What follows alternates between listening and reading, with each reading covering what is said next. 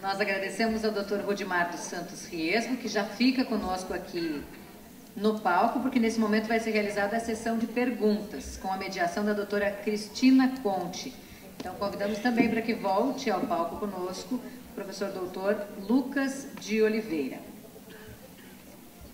A doutora Cristina Conte é graduada em Medicina pela Universidade de Caxias do Sul, é especialista em Psiquiatria pelo Hospital São Lucas, PUC-RS e ABP, e especialista em Psiquiatria da Infância e Adolescência pelo Hospital de Clínicas de Porto Alegre, da Universidade Federal do Rio Grande do Sul, a URGS. Então, a partir de agora, nós teremos um tempo para os questionamentos, os 20 minutos. Já alertamos a todos, né? Os formulários para os questionamentos estão aí no material de vocês. Podem ser encaminhados, entregues aí para a equipe que vocês veem aqui pelo teatro. Já tem alguma pergunta? Boa noite, em primeiro lugar, a todos. É um grande prazer, uma honra dividir o espaço aqui com o Dr. Rudimar e o Dr. Lucas. Já tem alguma coisa da plateia? Senão eu vou começar aqui já. À vontade.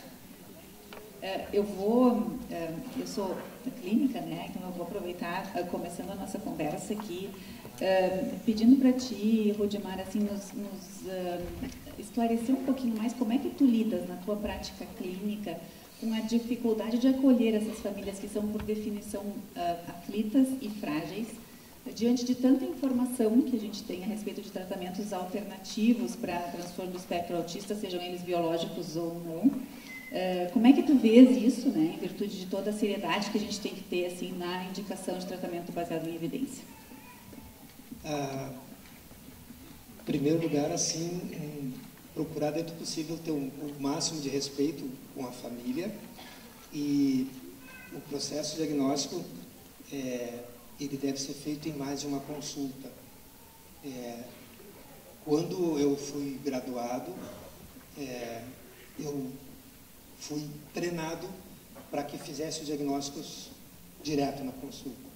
E isso não funciona. Às vezes as famílias até podem estranhar, e eu procuro fazer tudo como se fosse uma consulta só, mas eu preciso dar para a criança mais de uma oportunidade, porque ela pode vir gripada, ela pode vir assustada. Dá para as pessoas que não puderem ir na consulta também a oportunidade de opinar. Então eu costumo colher a história, pedir exames que se forem necessários, deixar questionários com os pais e dar oportunidade para que várias pessoas opinem. Em relação aos tratamentos, é um clamor realmente, a gente sabe, as famílias sabem disso, e todos estão fragilizados, assim. A sugestão que eu dou é procurem se vincular à pessoa que está atendendo a criança de vocês e procurem colher informações de fontes que sejam confiáveis. Então, se imagina que a família confia na pessoa que está atendendo, que está, vamos dizer, que fez o diagnóstico, vamos dizer assim, e, bom, se surgir alguma novidade, se dirija a essa pessoa, ou se dirija à organização de pais, aonde tem pais com muito mais experiência, né, e a ONGs que tem um conselho científico, que possam dar uma opinião assim mais avalizada, ou universidades, enfim. Por que eu estou dizendo isso? Porque é muito difícil que todas as pessoas estejam na mesma fase, diferentes famílias estão em diferentes fases, né? E a gente tem que acolher aquela família e explicar o que funciona e o que não funciona. Vou dar exemplos. O Alisson pode falar sobre a erva de São Jorge. Funcionou num grupo muito pequeno de crianças com autismo, mas isso passou pelas redes sociais e daí todas as famílias queriam usar essa erva, mas ela não funciona em todas as crianças.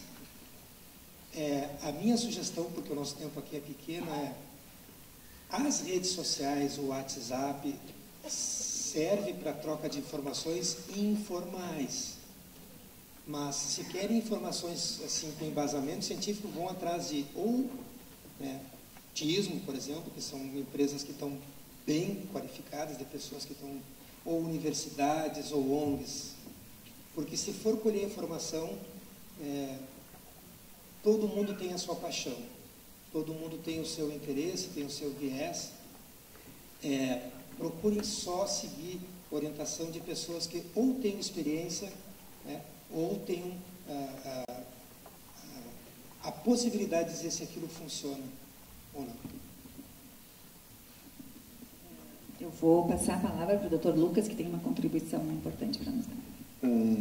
Pouco antes da gente começar o evento, eu e a Cristina, a gente estava conversando, né, sobre mecanismos, que é o que eu costumo tentar contribuir, e a fala do Rudimar fecha, esse argumento que ele acabou de trazer, fecha exatamente com o que eu costumo sustentar. Né? As pessoas veem um tratamento que funciona com um grupo pequeno de pessoas e elas querem generalizar essa informação.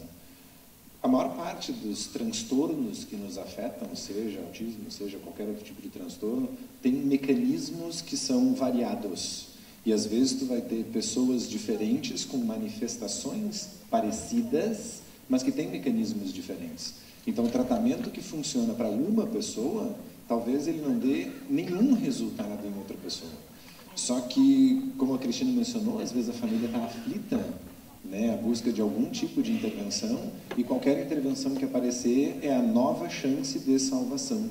Né? Não estou falando apenas no caso de autismo, estou falando no caso de câncer e outras situações. Né? Toda semana tem um novo tratamento que magicamente promete resolver a situação.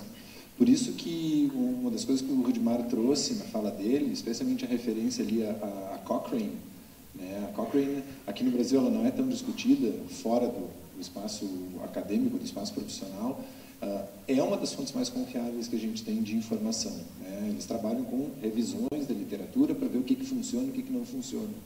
Então a gente tem que ter muito cuidado em tentar aplicar o mesmo tratamento para pessoas diferentes, porque às vezes o mecanismo que está ali é um mecanismo diferente naquelas duas pessoas, mesmo que a manifestação seja muito parecida.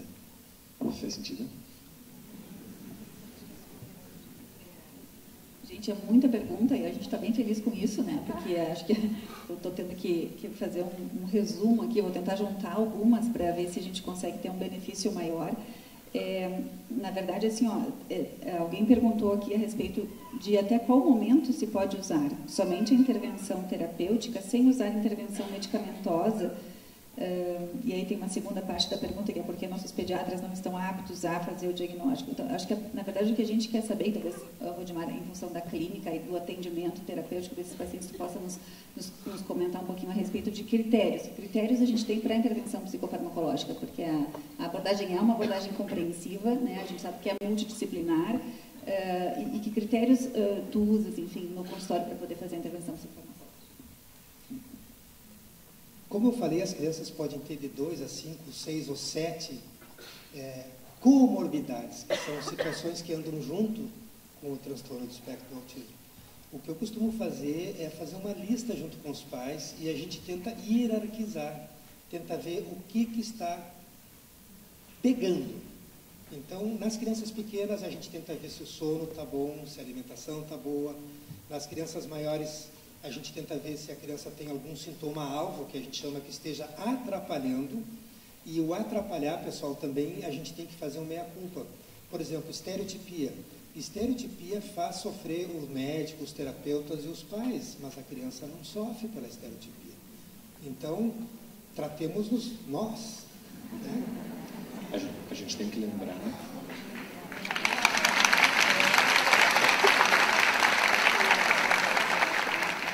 Você fazer contribuição que o movimento repetitivo costuma levar à liberação de serotonina, né? Então, exatamente, então vai acalmar. É uma forma de autoacalmar. Então, assim, a gente lista e tenta ver se aquela criança realmente precisa, porque eu vou exagerar um pouco, eu sou meio histriônico, mas é que o tempo é pouco, eu meio que exagero. A gente tenta ver assim, se aquele sintoma está causando prejuízo para a criança. Eu tenho procuração para ver a criança. Claro que a gente acolhe os pais, é evidente. Eu estou só tentando ser didático, assim. Então, a gente hierarquiza eles, mas o fato da criança ter um diagnóstico não significa que ela precise cartesianamente uma medicação. TDAH, transtorno de déficit de atenção com hiperatividade, no meu consultório, 2/3 recebe a medicação, 1/3 recebe o diagnóstico. Ponto. Foi lá, Eu explico, mas esta criança tem diagnóstico, mas não precisa de medicação. E a medicação, dentro do possível, a gente usa pelo menor tempo possível, né? E a menor quantidade diferente de medicações. Eu vou aproveitar rapidinho, porque assim, crianças têm bastante dificuldade no sono noturno e a gente acaba tendo que usar muitas medicações durante o dia. Mas, se a gente consegue fazer a criança dormir melhor, no dia seguinte o pavio está mais comprido, a tolerância está melhor, a atenção melhora e eu posso, quem sabe, tirar uma das medicações do dia. Então a gente começa por uma boa higiene do sono. E ele falou do estresse, que é bárbaro isso daí. A gente tem que procurar colocar o corpo da criança em movimento para liberar endorfinas, né? Que é uma espécie de morfina produzida pelo próprio organismo. E se vocês disserem que eu disse, eu vou dizer que é mentira, que eu não disse. Mas eu vou dizer. Algumas crianças que têm muita agressividade, às vezes eu não uso medicação. A gente monta um esquema que compra um saco de boxe, com luva de boxe, e a gente diz para a criança, está com raiva, vai lá, né? Ele tem como canalizar aquilo, e isso diminui a ansiedade. Então, atividades físicas ajudam muito até em modelos animais. O ratinho na rodinha aquela, ele faz neurogênese. Então, pessoal, caminhar não é só bom para a parte cardiovascular, é bom para o cérebro também. Doutor Rudimar, tem muita gente querendo te ouvir falar um pouquinho mais a respeito do entrar e sair do espectro, né? Quando se faz o diagnóstico, como é que tu vês isso? Acho que poderias comentar um pouco melhor. Pessoal, todos nós temos algum traço de alguma coisa. O comportamento humano, ele não é dicotômico, ou tu tens ou tu não tens. Ele é dimensional. Todos nós temos um pouquinho de TDAH, com algum traço dentro do espectro do autismo, com alguma coisa de transtorno do humor. Isso daí é absolutamente normal. O que é ser normal? Ser normal está na norma da curva de Gauss, onde está a maioria das pessoas. Então, eu procuro não ficar tão assim grudado nessa história de entrar e sair do espectro. Às vezes a criança tem traços, porque eu já vi mais de 1000 crianças. Mas esses traços não são suficientes para causar prejuízo para a criança. Qual é o problema? Não é assim, meu filho não tem mais. Vai ficar com algum traço, como todos nós. O meu apelido carinhoso lá em casa é Asperginho. Eu chego numa festa com a minha esposa, ela entra na festa, ela faz a linguagem, faz a leitura social. O homem é meio, aspas, autistazinho, ok? Porque eu entro lá e ela diz, olha como fulano olhou para Beltrano. E eu estou vendo quantos 1000 PTUs tem o aparelho de ar-condicionado. Ok? Não me impediu de estudar, não me impediu de chegar onde eu cheguei. Possivelmente por ter um traço meio asperginho. Estou exagerando para ser didático, pessoal. Estou tentando despatologizar essa história. Ok? Não é raro dos pais, isso é uma coisa comum, um pai engenheiro, um pai dentista que trabalha com prótese, daí o pai diz, mas eu também tenho isso daí. Aí a esposa se pergunta, só tu não sabia. Vocês compreendem? Então, vamos esquecer essa história de entrar e sair do espectro. Evidente que crianças atendidas bem cedo, com casos bem diagnosticados, elas podem sair do espectro para os instrumentos de pesquisa, pessoal, para os questionários. Mas se a pessoa tem semiologia, se ela tem milhagem, ela vai enxergar. Mas daí não precisa dizer para a família. Ele ficou com um traço de 0,00000. Ok? Eu queria contribuir exatamente com essa discussão, mas com um exemplo um pouco diferente, aplicado a TDAH, né? E a brincadeira que a gente costuma fazer, o que eu costumo fazer com os meus estudantes, é aquele discurso, não? Chega a moça e diz, não, eu estou meio grávida. Né? A gente sabe que gravidez é uma coisa categórica, ou se está grávida ou não se está grávida. E as pessoas esperam que com relação a um diagnóstico, um transtorno, seja da mesma maneira. Ou tu tem o transtorno ou tu não tem o transtorno. Eu gosto de dar o exemplo do TDAH, né, porque a gente tem desde um extremo pessoas muito focadas e a gente tem no outro extremo pessoas muito dispersas. E a gente tem um monte de gente no meio do caminho. Nós, culturalmente, temos a expectativa, pelo nosso sistema educacional, daquela pessoa que é concentrada, que fica sentada na sala de aula, que acompanha toda a discussão. Só que tem aquele sujeito lá no extremo que tem a dificuldade de foco. Esse cara hoje não está muito bem adaptado, porque a nossa expectativa é todo mundo quieto.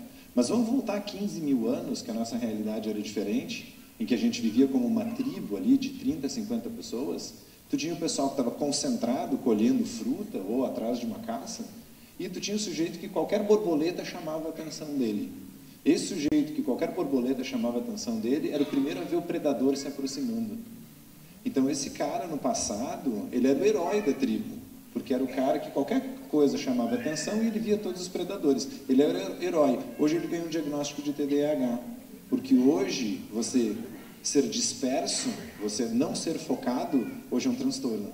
Então a gente tem muitas e muitas condições que são distribuídas, como o Rudimar trouxe, como uma curva, né? Uma curva de distribuição. E a partir de um certo ponto de corte você ganha um diagnóstico. A gente pode pensar muitas das situações de autismo também dessa maneira. Você vai ter as pessoas que são mais hábeis socialmente, você tem as pessoas que são moderadamente hábeis, e você vai ter as pessoas que têm uma dificuldade social um pouco maior. A partir de certo ponto, ela ganha um diagnóstico de autismo. Talvez essas pessoas simplesmente não estejam adaptadas na nossa cultura, que é uma cultura do pessoal que está no meio da curva. Fez sentido?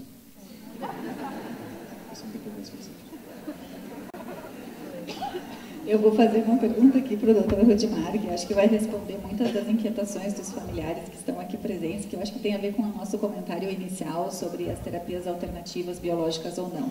Então, Rudimar, assim, bem categoricamente, assim, existe algum tipo de alimentação ou suplementação para o autista que possa ajudar no desenvolvimento ou servir como tratamento? Eu tenho um irmão com doença celíaca diagnosticada na infância e mais recentemente se começou a diagnosticar doença celíaca em pessoas maiores. Eu já sou quase um idoso, estou com 58. Aos 50 recebi o diagnóstico de doença celíaca. Não vejo problema nenhum em comentar com vocês.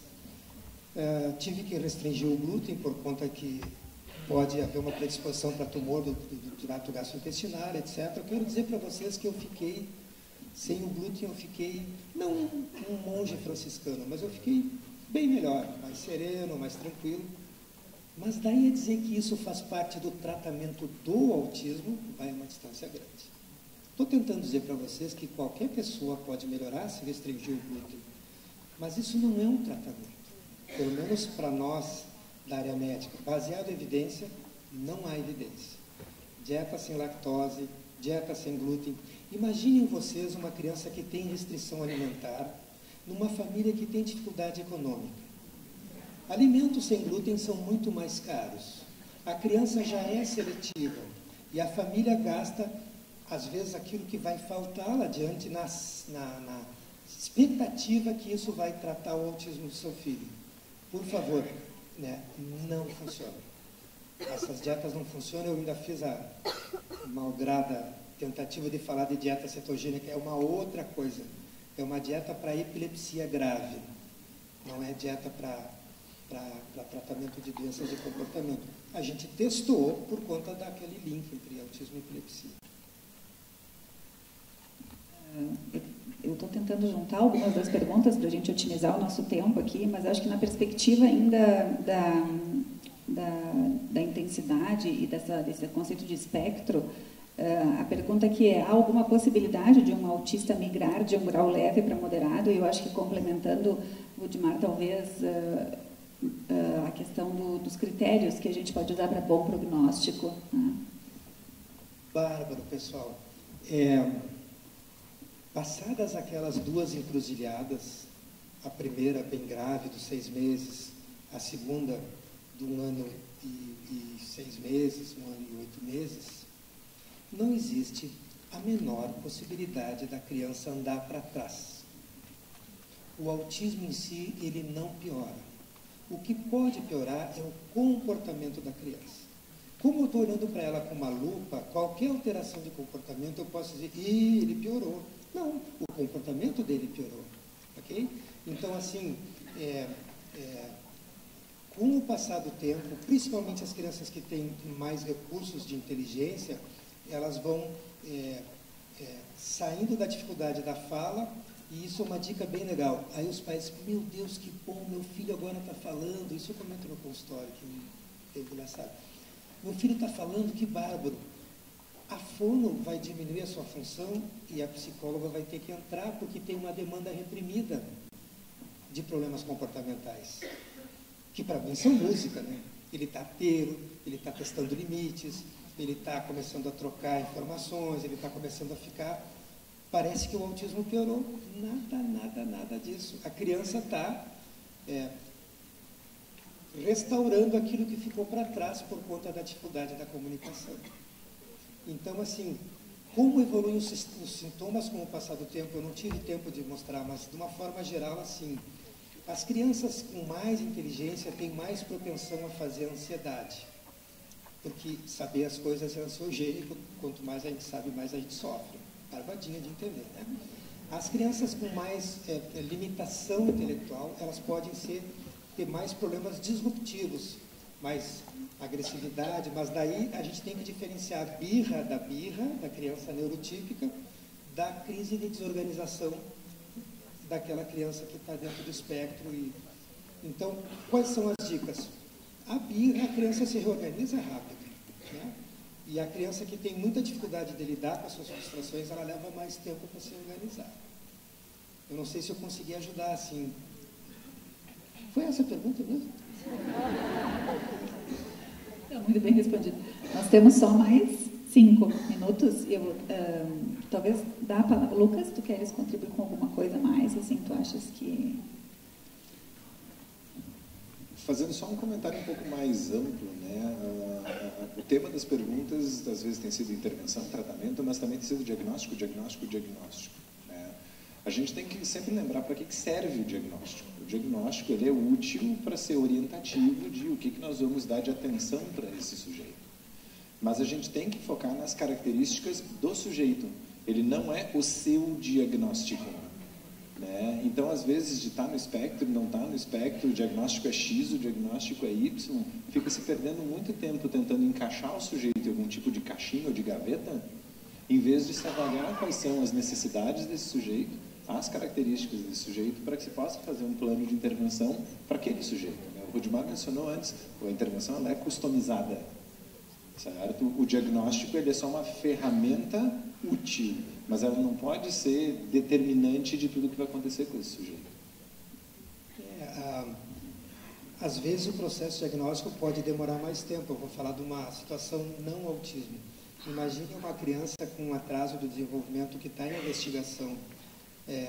Se eu ficar muito esperando o diagnóstico, uma criança de 6 meses, quando ela chegar em 8 meses, ela viveu mais da metade da própria vida sem intervenção.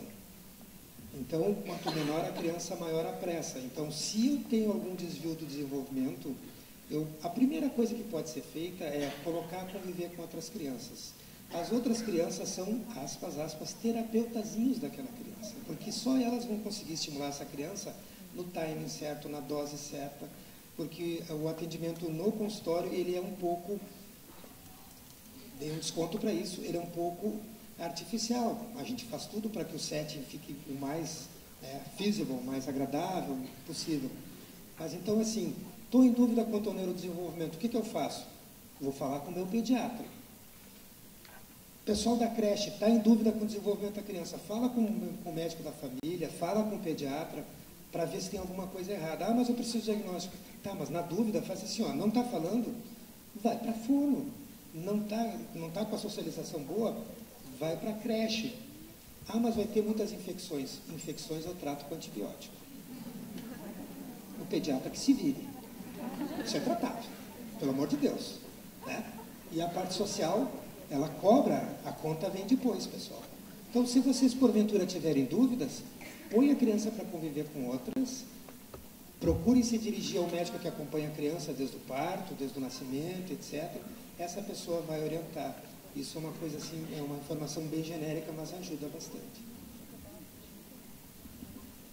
Bem, infelizmente a gente está no nosso tempo. Eu peço desculpas se não foi possível atender a todos os pedidos e a todos os questionamentos. A gente tentou ser o mais abrangente possível aqui. Agradecer imensamente a presença do Dr. Rudimar e do Dr. Lucas e seguimos então. Obrigada.